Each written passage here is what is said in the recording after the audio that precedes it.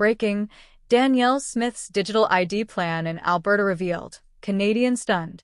Alberta Premier Danielle Smith has set the province abuzz with her announcement of the new Alberta Wallet mobile application, a digital replacement for the battered and fading paper health cards Albertans have carried for decades. Standing before reporters, Smith held up her own cracked and peeling card as proof that the system is outdated and impractical.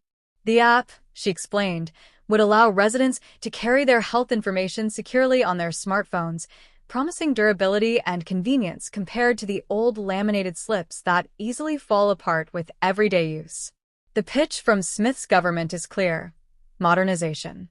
By shifting to digital access, hospitals and clinics can quickly verify patient identities and transfer records, cutting down on inefficiencies and errors.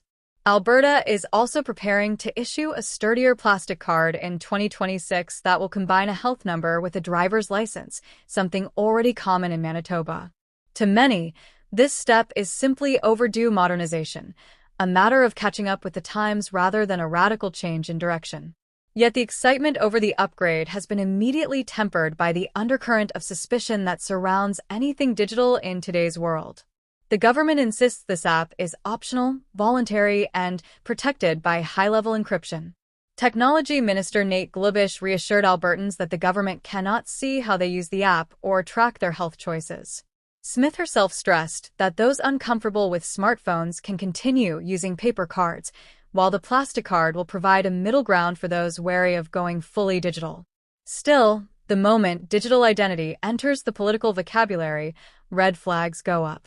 For many Canadians, the concern is not Smith's intent today, but what future leaders might decide to do with the digital framework once it is firmly in place. This fear stems from experience. During the 2022 convoy protests, the federal government froze the bank accounts of demonstrators, an unprecedented move that shook public trust. Critics now argue that a digital health ID could evolve into a broader tool for surveillance or even political control. While Smith says this is about convenience, skeptics imagine a near future where digital access becomes tied to banking, travel, or employment. They point to countries like China, where digital IDs are linked to social credit systems, warning that such tools may start optional but can quietly shift to mandatory as governments find new uses for them. Beyond surveillance fears, there is the problem of exclusion. Thousands of Albertans live in rural regions with poor cell service, while seniors and low-income households may not own modern smartphones. If government services increasingly flow through digital channels, these groups could be left behind. Even though paper cards will remain for now, critics say the direction of travel is clear: digital first. The worry is that one day, trying to access services with a paper card could become slower, harder, and eventually impractical, creating an unequal two-tier system between those with technology and those without. Privacy is another cornerstone of the debate. Cybersecurity breaches are no longer rare, they are routine. Citizens who have had their bank account hacked or their identities stolen through SIM card swaps know the nightmare that follows. For them, the promise of secure encryption rings hollow. They want answers about who exactly will store their health information, where those servers will be located, and what private companies or foreign partners might eventually have access. Without transparency, trust will remain fragile. Supporters of the Alberta Wallet argue the opposite, that digital convenience is not just inevitable but beneficial. They see it as a way to reduce costs, cut red tape, and streamline services across government departments. Why cling to flimsy paper when most of society has already embraced mobile banking, digital boarding passes, and online shopping? They argue that opposition stems from fear of change, not from the merits of the policy itself. For these voices, Alberta is simply moving in line with global trends, catching up to practices already accepted elsewhere. Still, critics note that Smith's government did not put this proposal to public consultation, unlike other big provincial debates, such as an Alberta pension plan or the creation of a provincial police force.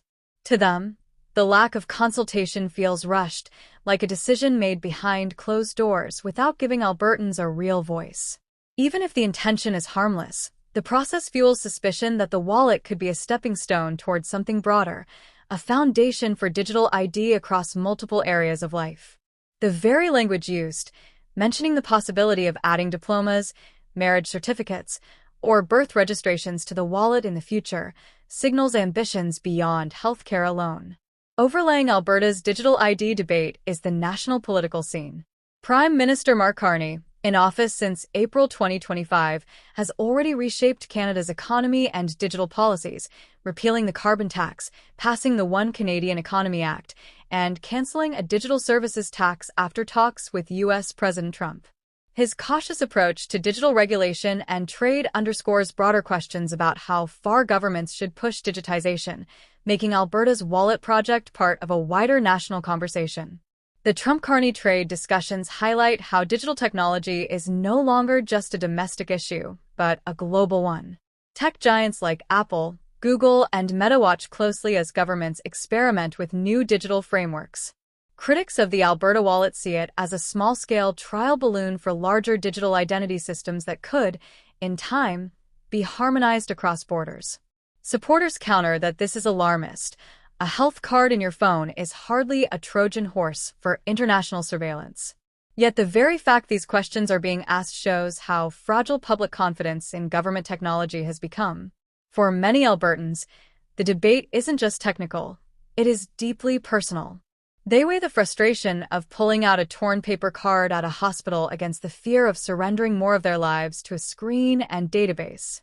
They remember frozen bank accounts, they imagine data leaks, and they see headlines from around the world where privacy is sacrificed for convenience. It is not Smith they distrust, but the uncertainty of what comes after her.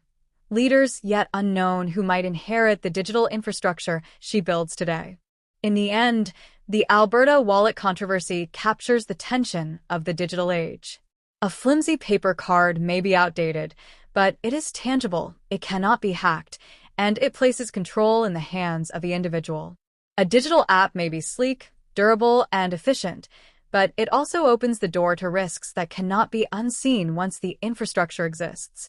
Albertans are left to wonder whether this is a simple fix to a crumbling health card system or the first step into a future where identity, privacy, and autonomy are forever transformed. For now, the choice is theirs, but how long that choice remains is the question that lingers.